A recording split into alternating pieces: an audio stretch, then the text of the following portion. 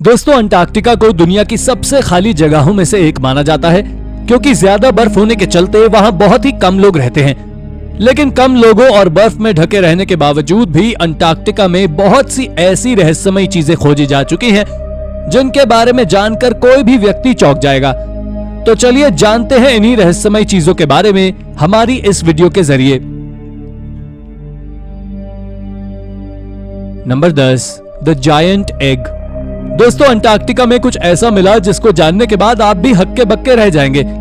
दरअसल ये बात साल 2011 की है, जब अंटार्कटिका में रिसर्चर्स ने एक बहुत ही मिस्टीरियस चीज खोज निकाली थी, जो कुछ और नहीं बल्कि एक एंशिएंट जायंट एग था, जिसे देखने पर यह बिल्कुल डिफ्लेटेड फुटबॉल के जैसे दिखता था और पत्थरों में जम चुका था। इसके बाद इस मिस्ट्री ऑब्जेक्ट की सच्चाई का पता लगाने के लिए यूनिवर्सिटी ऑफ टेक्सास के रिसर्चर्स ने इस पर माइक्रोस्कोपिक एनालिसिस लिया और इस एग को कई रेप्टाइल्स की बॉडी के साथ मैच भी किया ताकि पता चल सके कि यह किस तरह के रेप्टाइल का हो सकता है। वैसे कई सारे साइंटिस्ट का मानना है कि इस एग की मदर मोसासौर हो सकती है, जो उस समय की पानी पर राज करने वाली रेप्टाइल हुआ करती थी और उसकी हाइट 3 से 56 फीट तक होती थी। Number 9, mystery structure. दोस्तों, आपको जानकर हैरानी होगी कि आर्कियोलॉजिस्ट का मानना है कि उन्हें अंटार्कटिका में मौजूद बर्फ के पिघलने से एक लॉस्ट सेटलमेंट के रिमेन्स मिले हैं, जिसके बारे में एक महान एक्सपर्ट अशोका त्रिपाठी, जो कि यूनिवर्सिटी ऑफ कैलकाटा से बिलोंग करते हैं, उन्होंने नासा के द्वारा जारी की गई सैटेलाइट इमेजेस को स्टडी करके पता लगाया है कि बर्फ के पिघलने से कॉन्टिनेंट पर मौजूद ओवल रॉक्स दिखने लगे हैं। एक्सपर्ट अशोका त्रिपाठी का मानना तो ये भी है कि यहाँ पर कोई एंशिएंट ह्यूमन सेटलमेंट्स हो सकते हैं, लेकिन अभी ऐसे सेटलमेंट्स के कोई भी फिजिकल एविडेंस नहीं मिले हैं। पर बर्फ के पिघलने से यहाँ पर एंशिएंट ह्यूमन सेटलमेंट्स के जैसे पैटर्न दिखाई दिए हैं, जो कि सबको हैरानी में डालते हैं।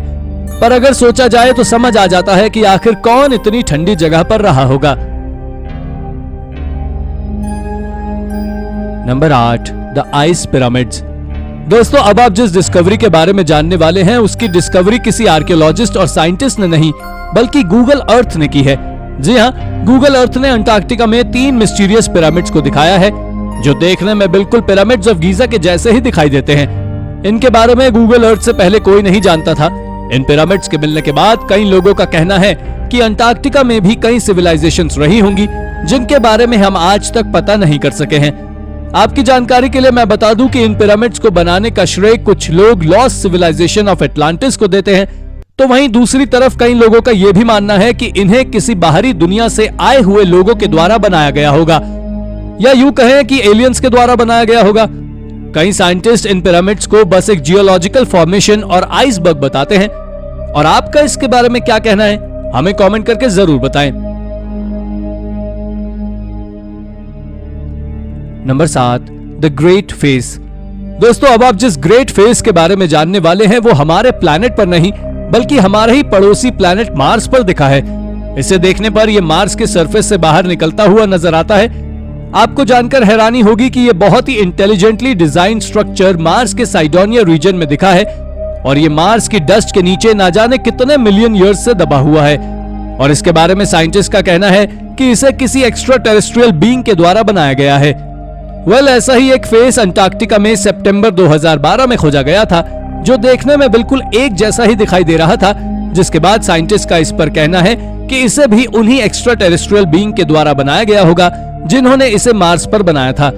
यह वाकई में काफी ज्यादा मिस्टीरियस है। Number 6, hidden ecosystem.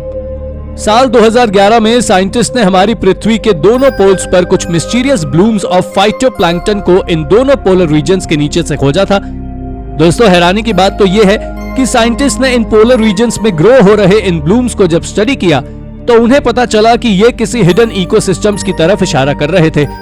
आपकी जानकारी के लिए मैं बता दूं कि ये फाइटोप्लैंक्टन पानी में मौजूद जीवों के लिए बहुत जरूरी होते हैं, लेकिन इनके बनने के लिए पानी के अंदर सनलाइट का होना जरूर होता है। लेकिन अंटार्कटिका में ये बिना किसी सनलाइट के बर्फ के नीचे जमे हुए पानी में पाए गए हैं, जो कि पूरे एक कंप्लीट हिडन इकोसिस्टम को बताता है। और तब से ही इस पर बायोलॉजिकल रिसर्च हो रही है और जल्द ही हमें इसके बारे में ज्यादा जानकारी मिल पाएगी। Number 5, ancient wildfire. अगर मैं आपसे कहूं कि एक समय पर अंटार्कटिका में बिल्कुल भी बर्फ नहीं बची थी, तो क्या आप मेरी बात पर विश्वास करेंगे? जी नहीं। पर आप जान लीजिए कि अर्थ पर 100 साल पहले से लेकर 66 मिलियन साल तक सबसे वार्मेस्ट पीरियड रहा है, जिसे लेट क्रिटेशियस कहा जाता है। इस समय अंटार्कटिका बर्फ से मुक्त था और जंगल में आग लगी थी। इसी के चलते सुपर कॉन्टिनेंट गोंडवाना टूटा था। ये आग नॉर्दर्न हेमिस्फीयर में पूरी तरह से फैली थी और सदर्न हेमिस्फीयर के कुछ हिस्सों में भी लग गई। ऐसा हाल ही में हुई एक स्टडी में पता चला है, जब साइंटिस्ट के हाथ अंटार्कटिका में एक पेड़ के फॉसिल्स लगे थे, जो कि कोयले के तरह का कोई सब्सटेंस था। लेकिन जब साइंटिस्ट ने रिसर्च की तो पता लगा कि ये वाइल्ड फायर्स के कारण जला हुआ पेड़ है, और ये वाकई हैरत अंगेज बात है। Number 4, abandoned expedition huts. जैसा कि आप सभी को पता है कि अंटार्कटिका तक जाना ही कितना कठिन काम है, और अगर हम यहाँ पर बनने वाले हट्स या हाउसेस के बारे में बात करें तो यहाँ पर आज तक बहुत ही कम हट्स बने हैं, जो कि शायद ही आज मौजूद होंगे। यहाँ पर सबसे पहला हट यहाँ के क्वोबटा रीजन में 1899 में बनाया गया था, जिसको कि कार्सन बोशेविक एक्सपीडिशन क्रू के द्वारा बनाया गया था। ये स्ट्रक्चर देखने में बिल्कुल सिंपल हट के जैसे ही दिखाई देता है, लेकिन ये बहुत ही ज्यादा स्टेबल भी है, जो अंटार्कटिका पर बनाया गया पहला आर्टिफिशियल स्ट्रक्चर है। और चौंकाने वाली बात तो ये है कि ये आज तक वहां पर मौजूद है, और इसके बाद यहाँ पर कई सारे रिसर्चर्स के द्वारा अपने रहने के लिए हट्स बनाए गए थे, जो कि वाकई में काफी इंटरेस्टिंग है। Number 3, the Pegasus rake.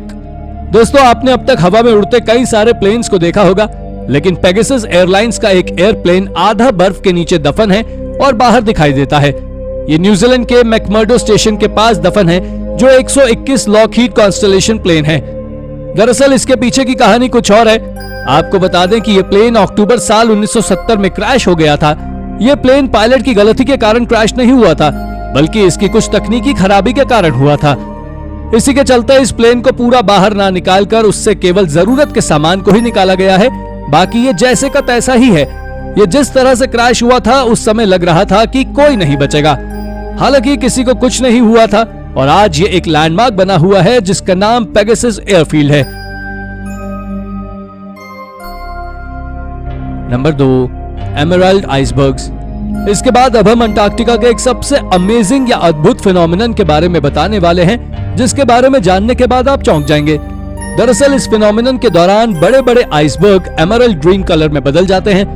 पर अब अगर आप सोच रहे हैं कि इसमें क्या खास बात है, तो आपको जानकारी दे दें कि ऐसे आइसबर्ग केवल और केवल अंटार्कटिका में ही पाए जाते हैं। दूसरे शब्दों में कहें तो आज तक कभी भी इस तरह के आइसबर्ग को आर्कटिक से नहीं खोजा गया है, ना ही किसी अन्य बर्फीली जगह से। ये बात साइंटिस्ट को पिछले कई दशकों से पूरी तरह हैरान करे हुए है कि आखिर ऐसा क्यों होता है, क्यों यहाँ की साधारण बर्फ एमराल्ड ग्रीन आइसबर्ग में बदल जाती है। इसके ऊपर नेशनल जियोग्राफिक चैनल वाले भी रिसर्च कर चुके हैं, और उनका कहना है कि इस तरह के emerald green iceberg yellowish red glacial dust के कारण है। हालांकि इसके बारे में कोई पुख्ता सबूत नहीं है, जिस कारण से ये एक मिस्ट्री बनी हुई है। Number 1, UFO crash site. दोस्तों, पेगासस रेक्स के बारे में तो आप पहले ही जान चुके हैं, लेकिन इसके अलावा भी अंटार्कटिका में एक और चीज मौजूद है जो सभी को हैरान किए हुए है। आपको बता दें कि हाल ही में कुछ रिसर्चर्स ने सैटेलाइट की मदद से अंटार्कटिका के बीचों बीच एक अजीबोगरीब सा ट्रायंगुलर आकार का ऑब्जेक्ट देखा है, जो बर्फ की एक पतली सी लेयर से पूरी तरह कवर्ड है। बहुत से लोगों का मानना है कि ये एक पत्थर है जो बर्फ से ढक गया है, लेकिन अगर ये पत्थर होता तो अंटार्कटिका में ऐसे ही कई और जगह पर भी दिखाई देता। कुछ रिसर्चर्स का मानना तो ये भी है कि ये सस्पिशियस ऑब्जेक्ट कुछ और नहीं बल्कि यूएफओ है, जो काफी पहले क्रैश हुआ था। और तो और ये ऑब्जेक्ट भी देखने में ऐसा है जैसे कोई चीज काफी दूर से खिसकती हुई आई हो और वहां गिरी हो। इसके अलावा अभी तक इस ट्रायंगुलर सस्पेक्टिंग ऑब्जेक्ट के बारे में किसी को कोई जानकारी नहीं है कि ये क्या चीज है, लेकिन आप माने या ना माने, अंटार्कटिका के बीचों बीच कुछ तो अजीब जरूर दफन है।